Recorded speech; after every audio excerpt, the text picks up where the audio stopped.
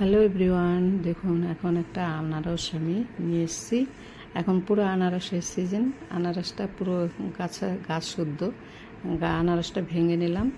এইবার দেখুন কত বড়। এইবার আমি আনারসটাকে ধুয়ে তারপরে কেটে নিচ্ছি। কেটে পরিষ্কার করে এখন রসালো, একবারে রসে ভরা পুরো সিজন এখন আনারসের।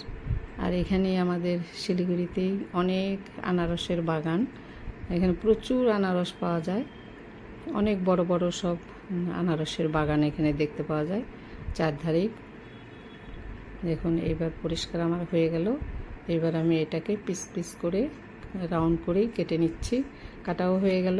এইবার এখানে আমি লবণ আর লঙ্কার গুঁড়ো নিয়ে একসাথে মিক্সড করে তারপর ওটাকে ওই আনারসের চাকের উপরে ছড়িয়ে দিচ্ছি।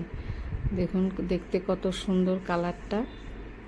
এবার খেতেও দারুণ, একবারে রসালো, মুখে দিলেই মানে মুখ ভরে যাবে রসে, এত সুন্দর। দেখুন কত ভালো লাগছে। আমি এইভাবে কেটে নিলাম। এগুলো বেশ ধরে পাপড়ের মতন ধরে চাক চাক করেই কেটেছি। খেতেও সুবিধে। মাঝখানেরটা পরে ফেলে দিতে হবে।